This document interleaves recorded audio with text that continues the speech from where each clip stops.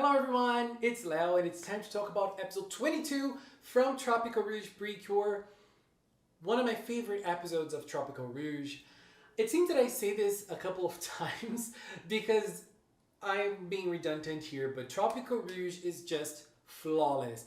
What an amazing season we're having with this great cast of characters, and the writing on Tropical-Rouge is top notch all the time. They never let the ball drop. This episode was no different. We had a break last week, so I was very excited for this one. It really paid off. It was way better than what I was expecting. Girl, what a moment.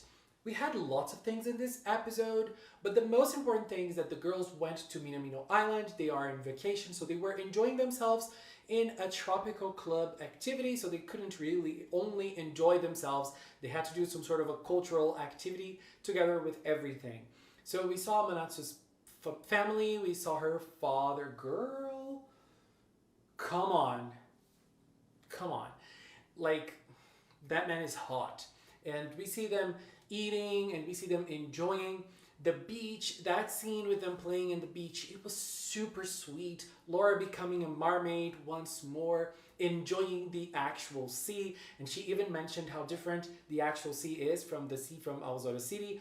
And so, like, it was so full of life and so full of personality. Those characters we love so much, we're having so much fun and showcasing so much of who they are.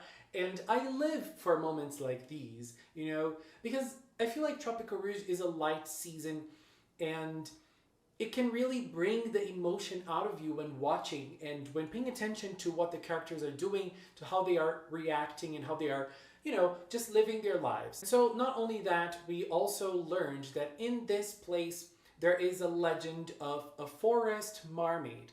So Laura quickly shrugs it off and says mermaids can't go to the land. Like, mermaids are sea creatures, so there are no forest mermaids. She kind of laughs at it a little bit. Not laughs at it, but she's like a little annoyed by it. But we see the elder of this town speaking and telling the girls that the past elder told the children at her time that she saw a mermaid in the forest. And it's very interesting because this plays off a lot in Tropical-Rouge, this lore about mermaids. And we see a lore about mermaids again in this episode with in another way, because we see this in Aozora City and now we see this somewhere else, now in Minamino Island. And it's someone totally different than who we usually see talking about mermaids in Aozora.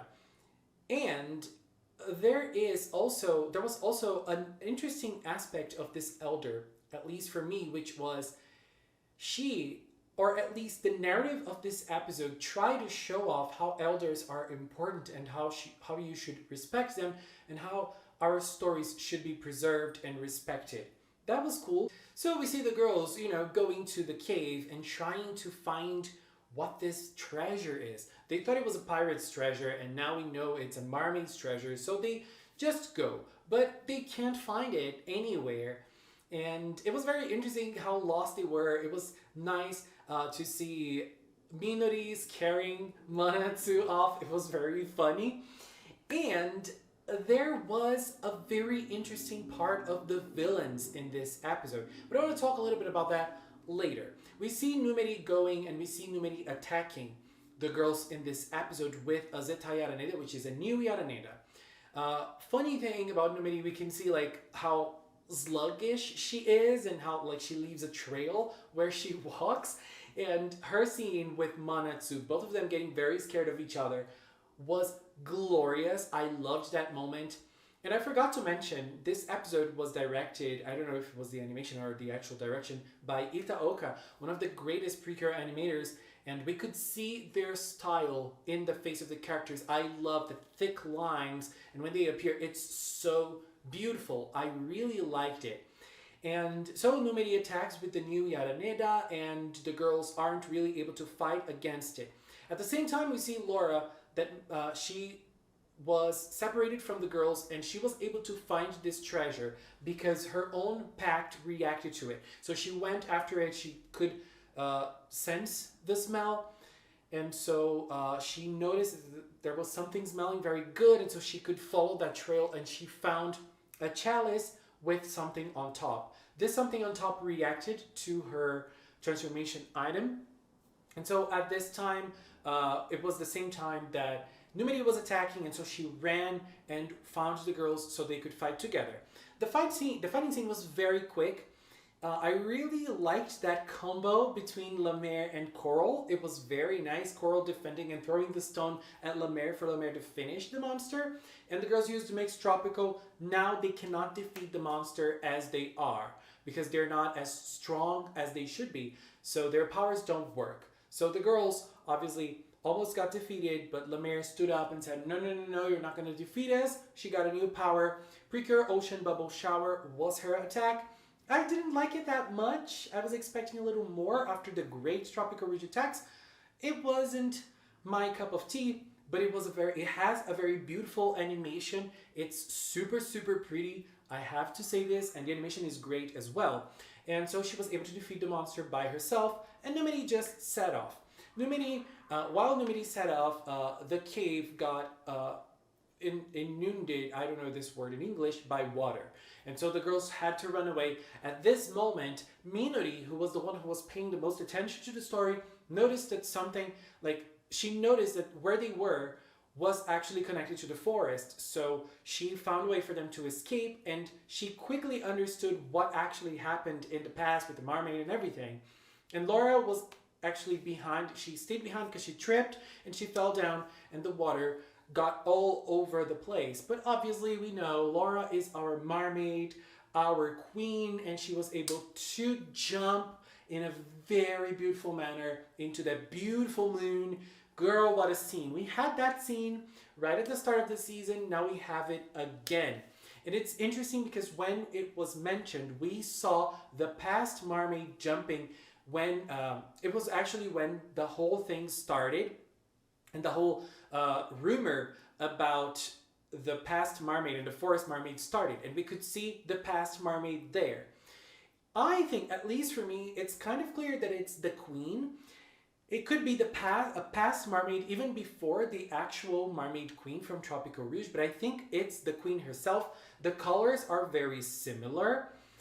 And so at the end of the day, we see the girls getting together and talking and deciding how strong they have to be, because the Yaranedas got stronger. So the girls have to get stronger too. And Manatsu was like, no, no, no, Laura got stronger. Laura can defeat them. And Laura was like, ha, ha, ha, ha. I love when Laura does that. She is such a queen. I love her character so much. But now let's talk about the important parts of this episode. Girl, wow.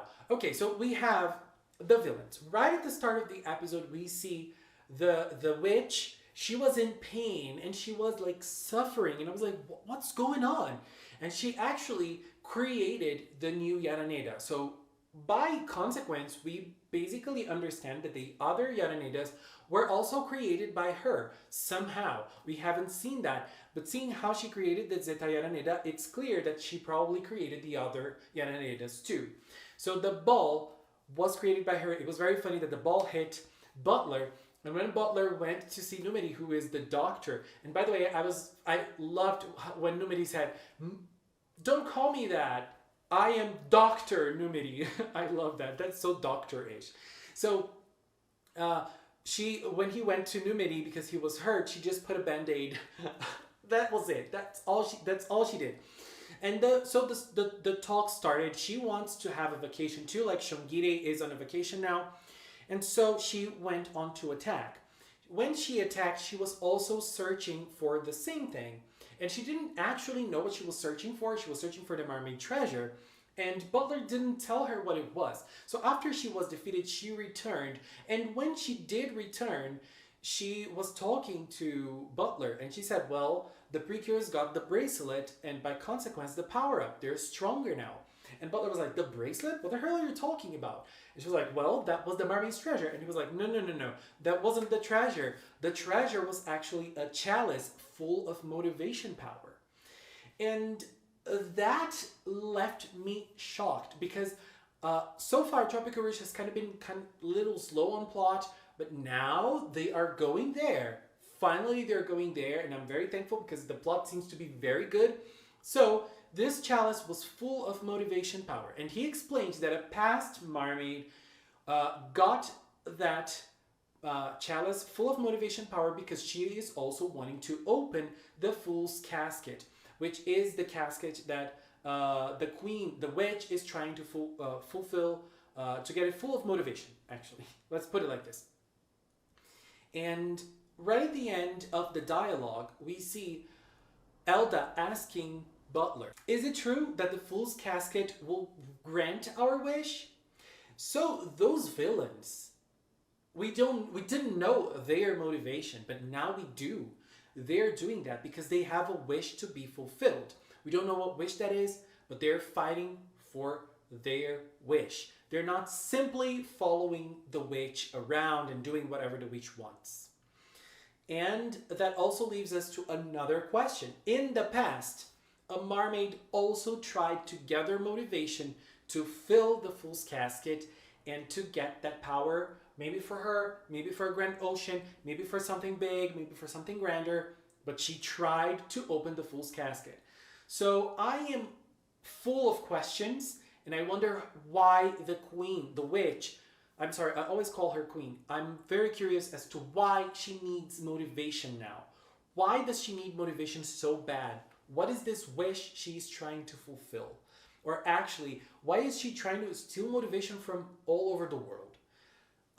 So many questions. And that end, when Elda asked Butler, he answered that yes, their wish is going to be fulfilled for sure. But then, like, there was a close-up on his eyes and he was looking at Elda. I was like, girl, we already think that Butler is shady, but now I'm almost sure. But, and look, I find it very interesting when we see more of the villains. They are so full of life as well, and they bring so much to the season, so I'm all sold on them, on their front. I cannot wait to see their story. Episode 22, amazing episode. One of the best of the season. I loved it. Please leave a comment with your opinions. What did you think of it? Did you like it as much as I did? What was your favorite moment? It's very hard to choose a favorite moment in this episode, right? It was very, very epic. Anyways, that was my opinion. And I want to take this time to thank the members of the Magical Cinema channel. If you are a member, I really, really appreciate your support. Thank you very much. And if you're watching up to now, thank you so much as well. Thank you so much for watching. And until next time, bye-bye.